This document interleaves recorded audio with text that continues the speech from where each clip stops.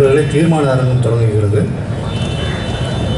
நிறைய தலைவர்கள் தீர்மானங்களை முன்மொழிந்தும் வழிமொழிந்தும் பேச வேண்டியிருக்கிறது. தீர்மானங்களை முன்மொழிந்து பேசும் தலைவர்கள் ஒரு 10 நிமிடமும், வழிமொழிந்து பேசும் தலைவர்கள் ஒரு 20 நிமிடமும் எடுத்துக்கொண்டால் எல்லோருக்குமே பேசுவதற்கு சம வாய்ப்பு கிடைக்கும். எல்லாவற்றுக்கும் மேலாக எல்லா தீர்மானங்களையும் உங்கள் அனுமதிக்கு முன்வைத்து இந்த தீர்மானங்களை நிறைவேற்ற கூறும் பொறுப்பிலே அண்ணன் வைகோ அவர்கள் இருக்கிறார். அவர் இறுதியாக நிறைவுரை ஆற்றி தீர்மானம் நிறைவேற்ற கோர இருப்பதால் அனைவருமே அவர்கள் கொடுத்த நேரப்படி தங்களுடைய உரையை முடித்துக் கொள்ளும்படி அன்போடு கேட்டுக்கொள்கிறேன். முதல் தீர்மானத்தை முன்மொழிய வருகிறார்கள் இந்திய கம்யூனிஸ்ட் கட்சியின் மாநில துணை செயலாளர் அண்ணன் சி மகேந்திரன் அவர்கள்.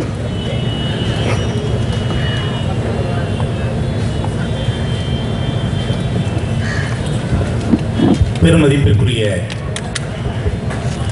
இந்த கருத்துரிமை சுதந்திரத்தை மறுக்காதே, போர் குற்றத்தை மறைக்காதே என்கின்ற இந்த அரங்கத்தினுடைய தலைவர், அருமை தலைவர் RNK அவர்களே, சிறப்புரையாற்ற இருக்கக்கூடிய பெருமதிப்பிற்குரிய வைகோ அவர்களே, புலவர் புலமைப்பித்தன் அவர்களே, மேடையிலே அமர்ந்திருக்கக்கூடிய பல்வேறு அரசியல் இயக்கங்களை சார்ந்த தலைவர்களே, தமிழ் சார்ந்தோர்களே, பெரியவர்களே, நண்பர்களே, தமிழ் உணர்வாளர்களே, உங்கள் அனைவருக்கும் முதலில் என்னுடைய வணக்கத்தையும் நன்றியும் நான் தெரிவித்துக் கொள்கிறேன். இலங்கை அரசு அதனுடைய அதிபர் ராஜபக்ஷே அவர்கள் செய்த குற்றத்திற்காக அவருக்கு தண்டனை வழங்க வேண்டும் என்கின்ற நியாயத்தை முன்னிறுத்திய தீர்மானம் இது. இந்த தீர்மானத்திலே ஐக்கிய நாடுகளுடைய சபை 3 கொண்ட குழுவை அமைத்திருப்பதும் அந்த குழுவுக்கான விசாரணையை கூட துவக்கக்கூடாது என்பதை மிக அராஜகமாக மறுக்கின்ற ராஜபக்ஷேயை கண்டித்தும் உலகம் முழுவதும் இருக்கக்கூடிய மனிதநேய சக்திகளை ஆதரவாக திரட்டி இதற்கான போராட்டத்தை தொடங்க வேண்டும் என்பதுதான் இந்த தீர்மானத்தினுடைய நோக்கமாக இருக்கிறது.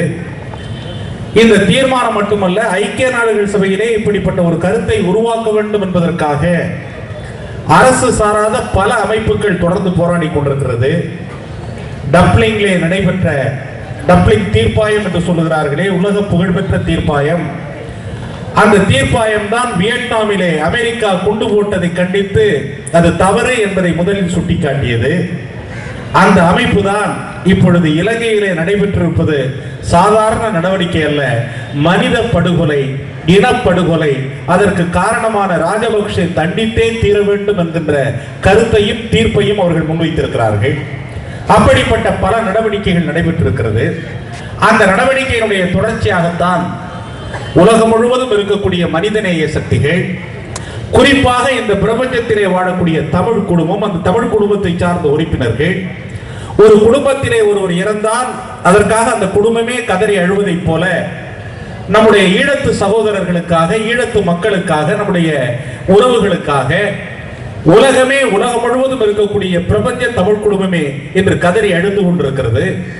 அவர்கள் அனைவருடைய உணர்வும், மனிதநேயம் கொண்டவர்களுடைய உணர்வும், இந்த கொடுமைகள், யுத்த கொடுமைகளுக்கு எதிரானவர்களுடைய உணர்வும் ஒருங்கிணைந்து ஐக்கிய நாடுகள் சபையினுடைய அந்த தீர்மானத்தை நிறைவேற்றுவது மட்டுமல்லாமல், எப்படி ஹிட்லர் இறந்ததற்கு பிறகு அந்த ஹிட்லருக்கு துணையாக நின்று குற்றம் செய்தவர்கள் நியூரம்பர்க் நீதிமன்றத்திலே நிற்க வைத்து தண்டிக்கப்பட்டார்களோ, அதே போல இலங்கையிலே நம்முடைய தமிழ் மக்கள் கொல்வதற்கு காரணமாக இருந்த குற்றவாளிகள் தண்டிக்கப்பட வேண்டும் என்று வலியுறுத்துகின்ற அந்த தீர்மானத்தை உங்கள் முன்னிலையிலே நான் முன்மொழிகின்றேன்.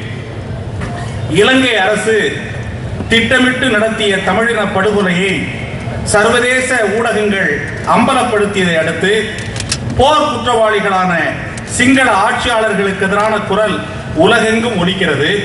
இது தொடர்பாக விசாரணை குழு ஒன்றை அமைப்பதற்கு ஐக்கிய நாடுகள் சபைக்கு இந்த மாபெரும் மக்கள் பெருமன்றம் நன்றி தெரிவித்துக் கொள்கிறது. ஐநா குழுவையே ஏற்க மறுக்கிற இலங்கை அந்த குழுவுக்கு வெளிப்படையாக மிரட்டல் விடுகிறது. இலங்கைக்குள் நுழையக்கூடாது, அனுமதிக்க மாட்டோம் என்கிறது. இது ஒட்டுமொத்த உலகத்துக்கும் இலங்கை விடுகின்ற சவால். ஐக்கிய நாடுகள் சபைக்கு கூட கட்டுப்பட மறுக்கும் ராஜபக்ஷே அரசின் இந்த பாசிச மனோபாவத்தை, அதிகார அராஜகத்தையும் இந்த கூட்டம் வன்மையாக கண்டிக்கின்றது. ஐக்கிய நாடுகள் சபை உறுப்பினர்கள் ஆவதற்கு முயற்சி செய்யும் இந்தியா ஐநாவை இலங்கை சிறுமைப்படுத்துவதை கண்டுகொள்ளாமல் மௌனம் சாதிக்கிறது. தமிழின படுகொலைக்கு துணை போன இந்தியா பாதிக்கப்பட்ட தமிழர்களுக்கு குறைந்தபட்ச நியாயம் கிடைப்பதை தடுக்கவும் துணை போகிறதோ என்கின்ற அச்சம் எழுகிறது. இந்த விஷயத்தில் தமிழக அரசு உடனடியாக தலையிட வேண்டும். கடிதம் தந்தி என்று காலம் கடத்தாமல் நேரடி நடவடிக்கையிலே இறங்க வேண்டும். ஐக்கிய நாடுகள் சபையினுடைய விசாரணை குழுவை இலங்கை அரசு ஏற்றே ஆக வேண்டும் என்ற அளவிற்கு ராஜதந்திர நெருக்கடி கொடுக்கும்படி இந்திய அரசை வற்புறுத்த வேண்டும். இதன் மூலம் இலங்கையின் இனவெறி அராஜகத்தை அம்பலப்படுத்தவும் தடுத்து நிறுத்தவும் உதவ வேண்டும் என்று இந்த மக்கள் மன்றத்தின் சார்பில் கேட்டுக்கொள்கிறோம்.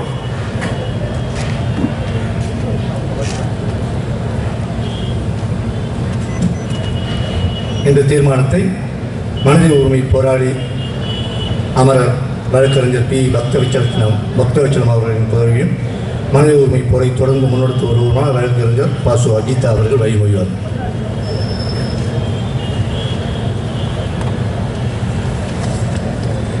மாபெரும் மக்கள் எழுச்சி பொதுக்கூட்டத்தின் தலைமை தாங்கி பேசி அமர்ந்திருக்கும் மூத்த தோழர் ஆர் நல்லக்கண் அவர்களே, இந்த மாபெரும் மக்கள் கூட்டத்தில் முன்னிலை வகித்து இருக்கும் புலமை பித்தன் ஐயா அவர்களே, அனைவரும் தீர்மானங்களை வாசித்து முன்மொழிந்து வழிமொழிந்த பின் இதை நிறைவேற்ற கோரும் எழுச்சிகரமான உரையாற்ற இங்கு வந்திருக்கும் மதிமுக பொதுச் செயலாளர் தலைவர் ஐயா வைகோ அவர்களே, நான் உள்ளிட்ட அவையை சார்ந்த தோழர்களே, இங்கு எங்களோடு இல்லாவிட்டாலும் சிறையிலே கருத்துரிமைக்காக போராடி உள்ளே இருக்கும் கொள்கை தோழர் சீமான் அவர்களே, உங்கள் அனைவருக்கும் என்னுடைய மாலை வணக்கம்.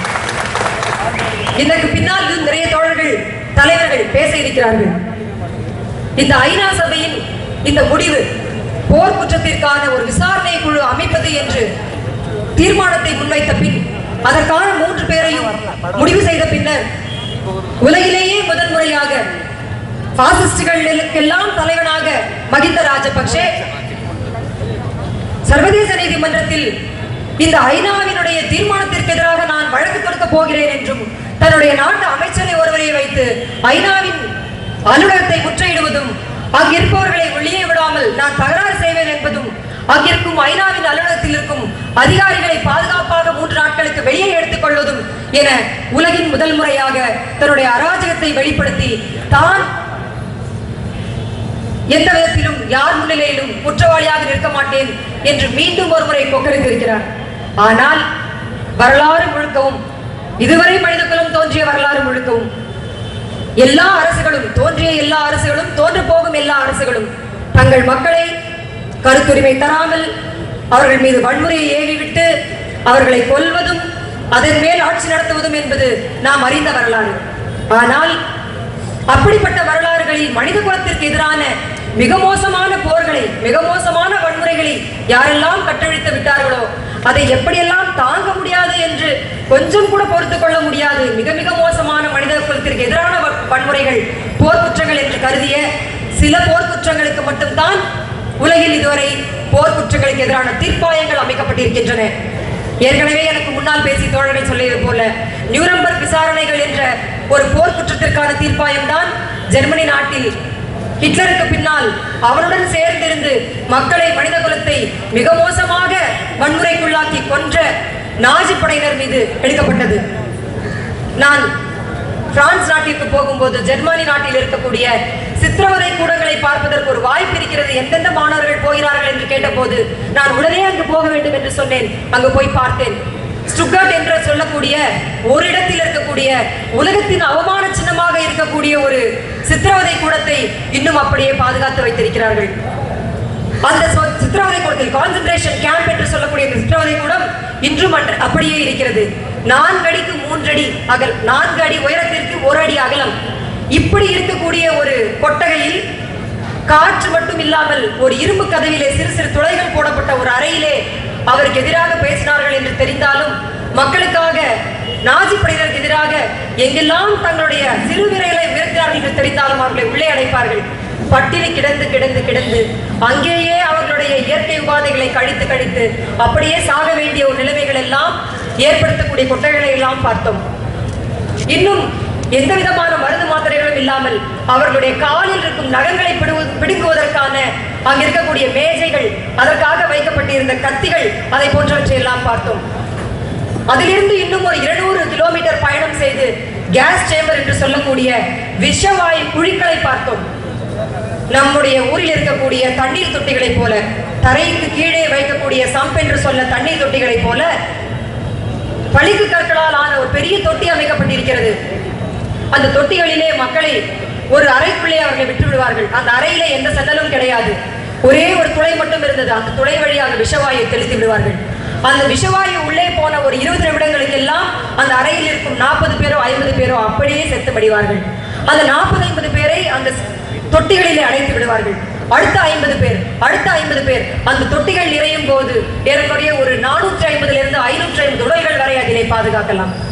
அதையெல்லாம் அந்த உடல்கள் எல்லாம் அங்கேயே பாதுகாக்கப்பட்ட பின்னால் எப்பொழுது அடுத்த வண்டி வருகிறதோ அந்த வண்டியிலே அந்த பிணங்கள் எல்லாம் அடுக்கி வைக்கப்பட்டு எடுத்துச் செல்லப்படும் என்று சொன்னார்கள். மிகவும் வேதனையான, மனித குலத்தை கேள்விக்குள்ளாக்கிற, அவமானப்படுத்துகிற இது போன்ற செயல்கள் எல்லாம் ராஜபக்சேவின் கொடுமைக்கு ஒன்றுமே இல்லாதது போல் இருக்கிறது. ரத்தமும் சதையும் ஒன்றாக உயிருடன் இருக்கக்கூடிய மக்களை, கர்ப்பிணி பெண்களை கிழித்து அந்த குழந்தைகள் எல்லாம் வெளியே தெரிவது போல சிறு குழந்தைகளை, மருத்துவமனையிலே நோயாளிகளை, வயதானவர்களை, எல்லாரையும் என லட்சத்திற்கும் மேற்பட்ட மக்களை வான்வழி தாக்குதல் மூலம் ஒரு 5 நாட்களிலும் 50 நாட்களிலும் இன்னும் 2 மாதங்களில் கொன்று குவித்த ராஜபக்சே இவர்களுக்கெல்லாம் தலைவனாக மாறிவிட்டார் என்பதில் எவ்வித சந்தேகமும் இல்லை. கொசோவா நாட்டில் அல்பேனிய மக்களுக்கு எதிராக செய்யப்பட்ட போர் குற்றங்களுக்கு எதிராக அர்தினாஜ் என்கிற அந்த செர்பிய பாராளுமன்றத்தினுடைய தலைவன், அவன் மீதான போர் குற்றம் மீண்டும் ஒன்று இப்ப துவக்கப்பட்டிருக்கிறது. இன்டைட்மெண்ட் என்று சொல்வார்கள். அவர்கள் மீதான போர் குற்றம் என்று சொல்லும் போது, கியூஷ் என்ற ஒரு கிராமத்தில் நீ 41 பேரை எந்த விதமான எதிர்த்தாக்குதலும் இல்லாமல் அழித்துக் கொன்றாய் என்று கூறுகிறது. யோசித்து பாருங்கள். 41 பேரை அழித்து ஒரு கிராமத்திலே அவர்கள் செய்த அட்டூழியம் என்பது இன்றைக்கு போர் குற்றத்திற்காக ஏதுமற்ற அப்பாவிகளாக, எதிரிகளாக நிற்கும் மக்கள் மீது உள்ள ராணுவத்தையும் நீ அதிகாரத்தையும் செலுத்தி அவர்கள் உயிர் போகும் வன்முறையை செய்தீர்களானால், அதனுடைய அதிகாரத்தை வைத்து செய்தாயானால் அது ஒரு மனித குலத்திற்கு எதிரான குற்றம் என்று ஐநா கருதும் பொழுது ராஜபக்சேவனுடைய கொக்கரிப்புகள் எல்லாம் என்றைக்கும் நிற்க முடியாது. மக்கள் மன்றத்திலும் சரி, ஐநாவின் மன்றத்தின் முன்னாலும் சரி. ஆனால் அது போன்ற ஒரு நிலைமைகள் ஏற்படும் பொழுது இன்றைக்கு இல்லாவிட்டாலும் அடுத்த ஆண்டு இல்லாவிட்டாலும் எப்படி நாசிகள் படை மீது பல காலமாக நடந்து வந்ததோ, 99 கொல்லப்பட்ட கொசோவா மக்களுக்கான ஒரு போர் குற்றங்களுக்கான தீர்ப்பாயம் 2010 நடக்கிறதோ, யூகோஸ்லாவியா மக்களில் அவர்கள் மீது, முன்னாள் யூகோஸ்லாவியா மக்கள் மீது தாக்கப்பட்டதற்கு பல 10 ஆண்டுகள் கழித்து நடந்த சில நியாயங்கள் கிடைக்கிறதோ, அப்படி ஐநா சபையின் இந்த தீர்மானம், இந்த விசாரணை குழு தன்னுடைய பணியை செய்யும். விசாரணை குழு அங்கு சென்று தன்னுடைய பணியை செய்வதற்கு முன்னால் ஏராளமான ஆதாரங்களும் ஆவணங்களும்